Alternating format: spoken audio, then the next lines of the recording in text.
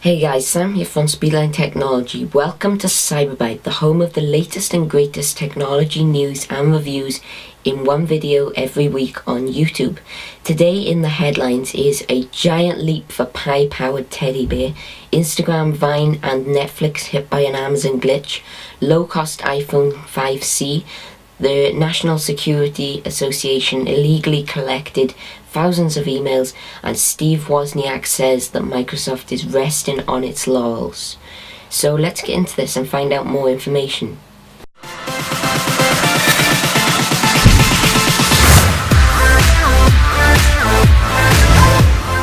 So first up this week is a giant leap for Pi-powered teddy bear.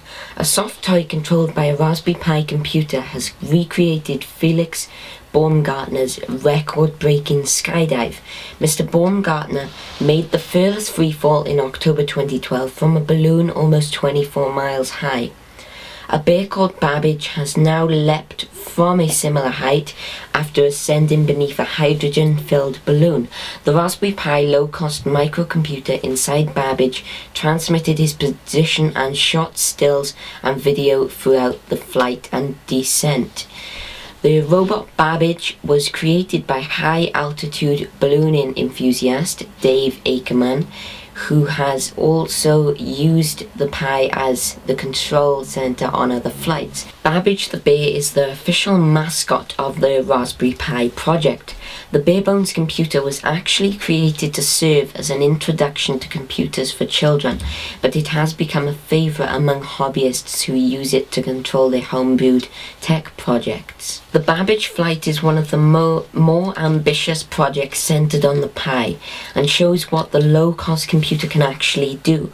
The launch site was a field near Mr. Ackerman's home north of Newbury, Berkshire. Takeoff was at 12:25 GMT on 26th of August. Babbage drifted southwest during his flight and rose to a height of just over 24 miles, slightly higher than Mr. Baumgartner's record of 38,969 meters. Mr. Ackerman made a cradle that Babbage sat on during the flight that was equipped with another camera that shot images similar to those taken over the shoulder of Mr. Baumgartner before he jumped.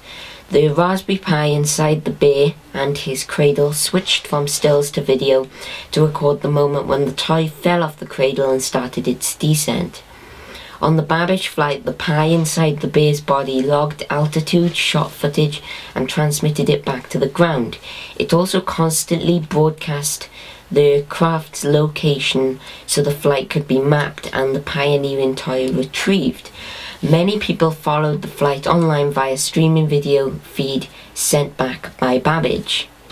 Mr. Ackerman said the whole flight had gone just brilliantly. It released on time at above 24 miles, he told the news, adding that a firing mechanism on the balloon was set to trigger just above that altitude. Now, he said, we just need to get all the bits back.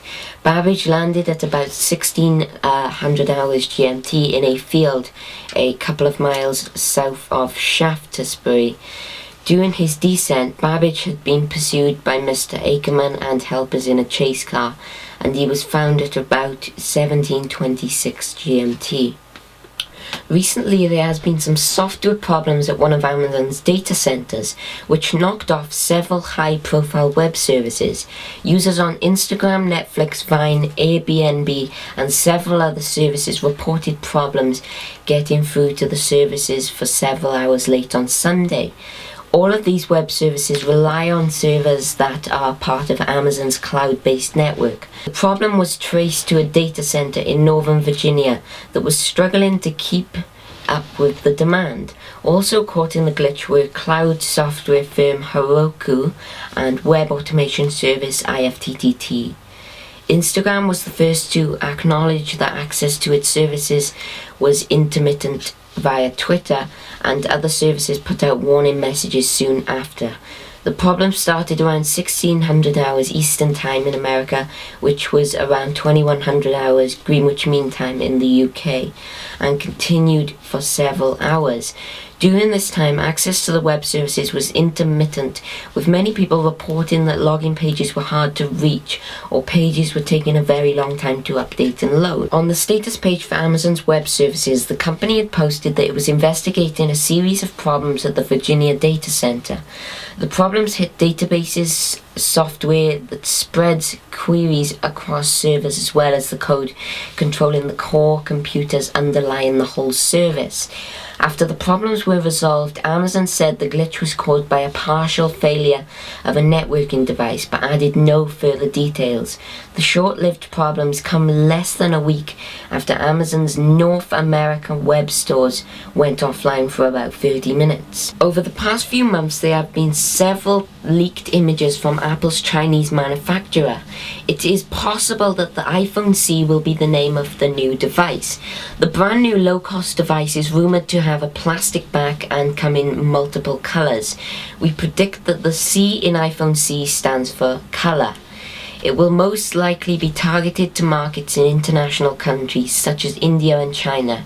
It is rumored to sell unlocked for $450 in the United States of America and £340 in the United Kingdom. As it is a low-cost phone, it will most likely be free on a contract with major cellular carriers. It is rumored to have mid-range specifications and an 8-megapixel camera, as a recent report has told us. Recently, a National Security Agency surveillance system illegally gathered up to 56,000 personal emails by Americans annually, declassified court documents show. Officials revealed that a judge in the Foreign Intelligence Surveillance Court ruled the program illegal back in 2011. The communications were between people with no links to any terror suspects at all. The US government faces mounting criticism over its surveillance operations after the leaks of US whistleblower Edward Snowden. The court, whose rulings are normally kept secret, said the NSA may have violated United States law for collecting as many as 56,000 emails on an annual basis between 2008 and 2011. But intelligence officials speaking to reporters anonymously say the scooping of emails was unintentional, blaming it on a technological problem.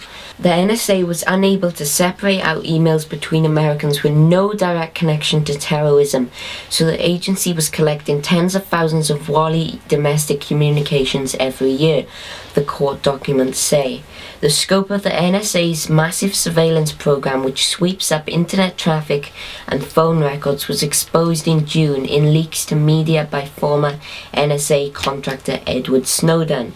Earlier this month, President Barack Obama promised to be more transparent about US spying programs, with appropriate reforms to guarantee greater oversight. Apple's co-founder Steve Wozniak recently told the BBC that Apple's rival Microsoft have been resting on the markets it built up a long time ago. He added that Steve Ballmer's time as chief executive was not as significant as that of Bill Gates. Mr. Wozniak said that one of the key reasons for the success of Apple was that despite being a big firm, it had remained nimble and innovative. He also gave his backing to Apple's current chief executive, Tim Cook. Steve Jobs had very strong feelings about what makes a company great, what makes products great. He more or less chose Tim Cook to be in that role, in that position, Mr. Wozniak told the BBC's chief business correspondent, Linda Yu. He said that those who had been criticizing Apple for not coming up with a great product needed to understand that great advances for mankind don't happen every year. Apple is one of the pioneers in the smartphone and the tablet PC markets. The success of its iPhone and iPad have been a key driver of its growth in recent years. However, the company has been facing increasing competition in two segments, especially from Samsung. The South Korean firm has gone on to become the world's biggest smartphone maker and has been increasing its share of tablet market rapidly. Mr. Wozniak said that while Apple had great products and technology, the firm had found it tough to take on the reach of Samsung, especially in emerging markets. They had distribution channels in so many markets of the world that Apple was not in, because Apple more or less grew up under the Macintosh, which had a low world market share. You are going up against people that already have the connections, the business strategies, the business methodologies of those other parts of the world. It is going to be a fight for Apple, and a worthy fight, he added. So anyway guys, thanks for watching Cyberbyte this week. That's it. You can view all of the articles that were mentioned in this episode by clicking any of the 5 links down below. Follow us on Twitter at SpeedlineTechUK for tech support, new videos, new posts on the site, stuff like that. Or you can follow us at CyberbyteTV if you want notifications when a new video comes out. So that's it for this episode. So thanks for watching again, and I'll see you next week, next Tuesday. So goodbye.